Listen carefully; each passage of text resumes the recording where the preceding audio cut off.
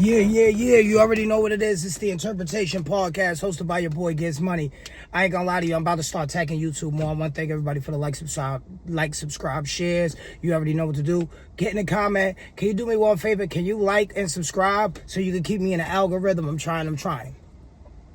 I want to talk about something today. I want to talk about Jim Jones, Dave East, Maino, and Fabulous. There it is. And I see they started a podcast. And this is my theory. Is rap money drying up at this point? Because now what I'm really seeing is like the whole New York is podcasting right now, which is okay. And I'll be honest with you, there's nothing wrong with what y'all fellas is doing. You got Jadakiss doing it. Fat Joe doing it. Everybody doing it. Because everybody has a story to tell, which I'm not mad at, but it leads me to believe that the rap business is fucking finished. It's over. What's left with rap at this point? That's what I want to know. Like, what's really left with rap at this point that makes people want to rap and still do it? Because it's not a young man's sport. It's not a young man's sport. It's not an old nigga sport. It's a sport for anybody to get into. But at the end of the day, rap is drying up. I really hate to say it. Rap is drying up. Rap is on a decline. Rap is on a decline. And you can see it with everything that's going on. Every rapper's podcasting. I bet you there's a lot of rappers that actually went back to being in the streets. Because you can tell. I can't point them out because I don't really get too much in the rappers' lives. But you can kind of tell rap is drying up. The music's not good. Who's going to these shows? And the streams don't even make money. If you not Drake and Kendrick and not making 1 billion fucking streams, at this point, I feel like it's useless. It's useless. What are we doing with rap? I think rap is over. I think the whole rap game is over, honestly. Me personally, the rap game is over. Even your favorite rappers had conformed to doing content, which I'm not mad at. But what happens when you do this, you oversaturate it, so you got small creators like myself on the come up. We get overshadowed because of their content. But my thing is, they can overshadow us because they're bigger. But me personally, I'm thinking that some people do like the consistency of somebody doing what I do. And actually watching the growth and saying, yo, I remember he was shooting those in his car. Now he in the studio. I remember when he used to walk behind his job and all that. Like, I'm on lunch break right now. And I always tell people when it comes to doing content creation, maximize all your time. Within you on lunch break, you can create, set your phone up, you know what I'm saying, and go to work. And see, the difference is with like big rappers and platform, their money's longer, so they're getting these better looks. But they're not getting that grind and the real exposure of how to create your own videos, how to do your edits, how to do your thumbnails, how to do all that. They got other people doing that. Which I'm not mad, because if I have money, I'll do it too. My motto is, if you have it, pay for it to get the right work done. You know what I'm saying? So, but I don't know. I'm going to watch their podcast and see. But I really have a hard time listening to rappers because it's only but so much they're willing to talk about. You can look at Jadakiss and Fat Joe's podcast. They always like, oh, we're not going to say names. They have like this weird old street era of like, we don't say names. Niggas, shut up and just do the fucking interview. Y'all not street guys. Y'all don't sell dope. Y'all don't do nothing. Y'all professional entertainers. Y'all get paid to be make-believe. You can be make-believe as a rapper. You get paid to be make-believe. You can go to the studio online, make a bunch of money.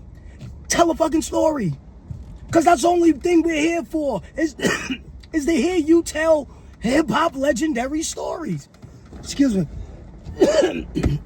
Me personally, that's all I want to hear. I don't give a fuck about how your day was. Give us a legendary hip-hop story. Something that we can go back, wow, I never knew that about them. That's just crazy. But that's how I be looking at that shit. Like, yo, tell good hip hop stories. That's what made Nori's Drink Champ so good in the early phases of it.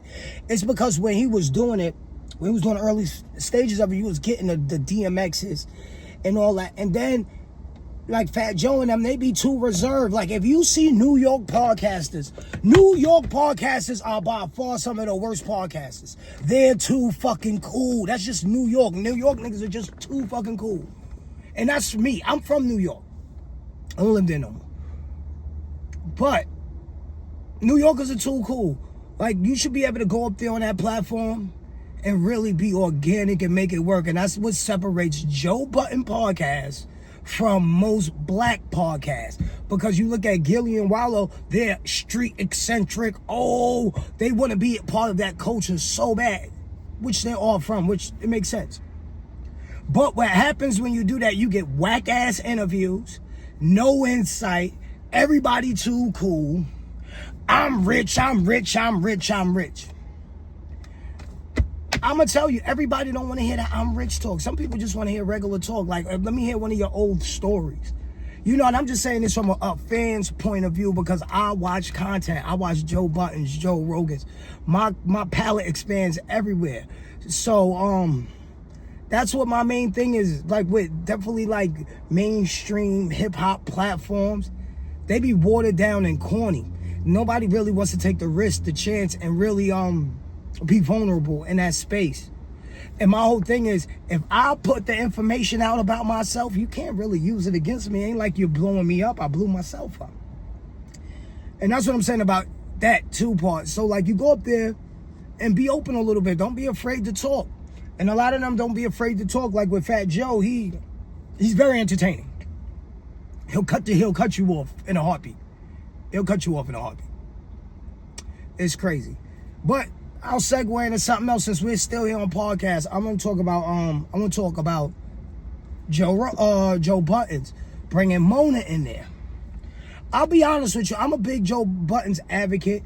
I mean, Joe Budden show advocate. I watch the show. And Queen's Flip is having a hard time lately. I don't know why. He's having a hard time. And Mark Lamont keeps shitting on him. Like, they belittle his intelligence. You know what I'm saying? That's just from what I'm watching. I'm like, is it me? Or they always stepping on his shit? Like, when he start to go get into something, they step on his shit. I'm like, God damn. He talking, like, on this episode, he was talking about something with his family. He, like, pull the surge plug. But it was a joke. I understand it was a joke. But let the man finish before you step on it. And just because that what he was talking about, you didn't care for it, that don't mean step on it. You know what I'm saying? That's just my theory. Don't step on it. But I ain't gonna hold y'all. You already know what it is. It's the interpretation. Like, subscribe, share, and get in the comments, man. I appreciate it, man. Can you just like and keep me in the algorithm? You'll never see me pander and ask you for money on here. So thank you for the time and energy that you spent with me, because you could be anywhere in the world, but you decided to spend your 8 minutes with me. Thank you, and I appreciate that. Have a blessed one.